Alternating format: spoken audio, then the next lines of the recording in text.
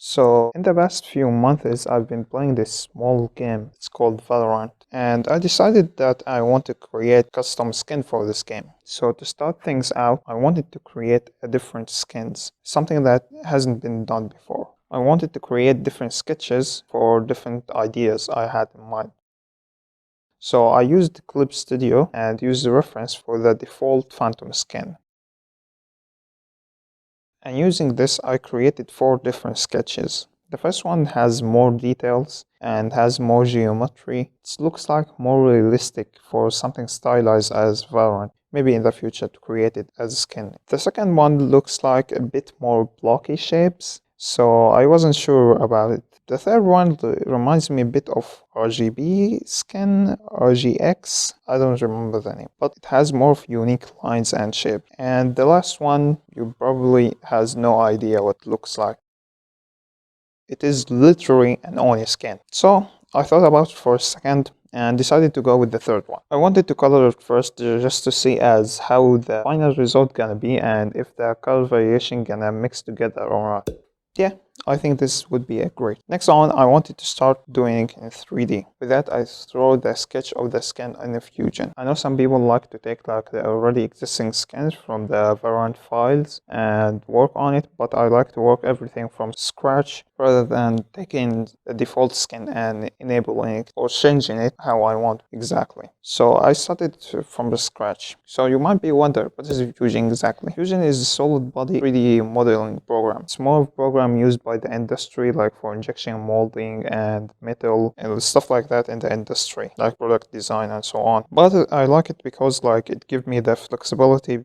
I usually start my models by blocking it out with the simple shapes. This way I know what I am working on and I like to color it as well and see if it fits the visual style or not.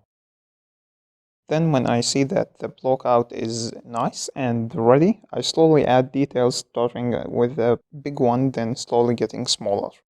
So I wanted to make this part of the hand more of a smooth and curved surface. But the problem that Fusion just has a tiny bit of problem when it comes to curved and dynamic shapes. So I used the face tools, I delete the face of the hand and use the loft to create something more of curved shape. You can also does that like using Blender or any geometric 3D program. You can also sculpt the hand as well. So now after some time I really liked how the model looks like and the result was very nice. So I decided that the model is ready to be polished. So you might be wondering, like, really need more polish than that? Can't you use the model itself immediately like that? Which is, you are wrong.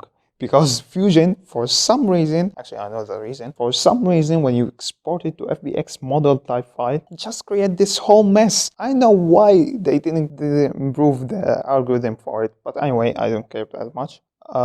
Since Fusion like mainly focus on just same material as said before, like they don't care much about like triangulation and how topology will look like if you export it as .fbx file. So they don't care about that much. But look at this mess when you import it to Blender. Anyway, so what I usually does is that I import it to Blender, I add the bevel modifier, and I use the weight map, and I weight every sharp edge. This is very simple. You can simply like select sharp edge and hit Shift G and select sharpness, similar with sharpness. But the problem with that is that every single bot could use like different bevel type. Also, like since the topology is very bad when importing from Fusion, so you need to clean things up. You need to clean like small edges that next to each other, small vertices, and so on. Anyway, I save you the hassle a bit. This is how it cleaned up. After cleaning up, since this model it has more than 300,000 triangles, it's impossible to put in a game engine. And my plan is to create a full game-ready asset that can be used using Unreal or any engine. So now when the high body is ready and happy with how it looks with the bevel on it, I have to create a low body because the high body right now has over 300,000 triangles, which means the game engine mostly can't handle this many detail for just a single weapon, except for Unreal Engine 5 of course, but we still have to wait on that. Anyway, you have to create a low body. This way, you have less geometry to work with when entering into the render engine.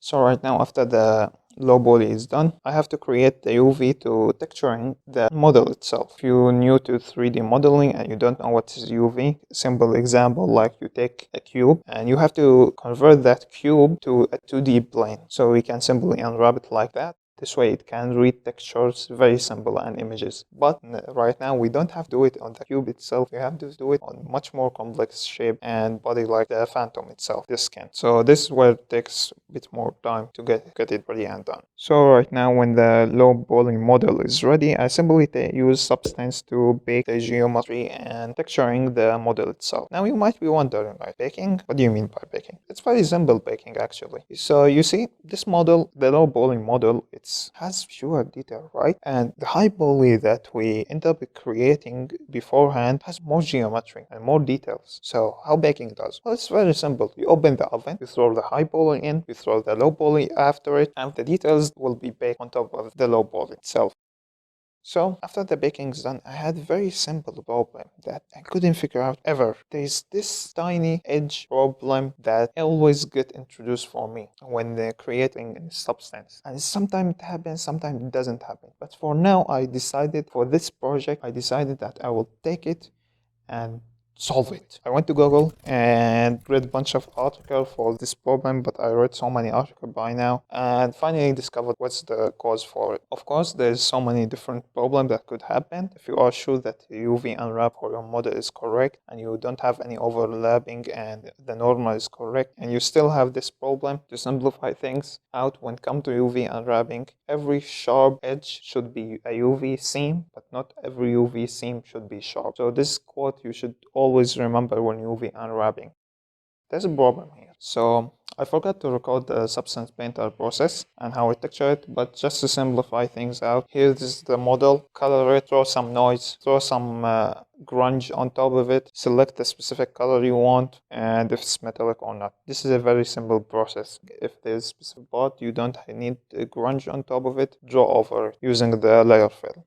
So right now the model is ready and the texture is ready as well for game ready use. So any game engine could use it right now. So I wanted to render this model using Unreal since Valorant is created using Unreal Engine. What's the problem with using Unreal anyway?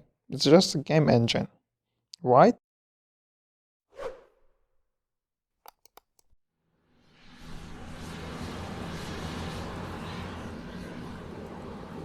And yes, this is what happened to my PC when launching Unreal. Of course, like, I could still render something out using it. Like, it's not a huge deal, but like, I didn't want to sit near a plane while working on it. So I figured out, like, decided to stick with the Substance renders. So these are the final renders for the skins. I really hope you enjoyed this video and learned something new from it. If you are into using Blender and sculpting hard surface using it, you can check this short-ish video, kind of short. Not really. I really hope you enjoyed this video and see you again.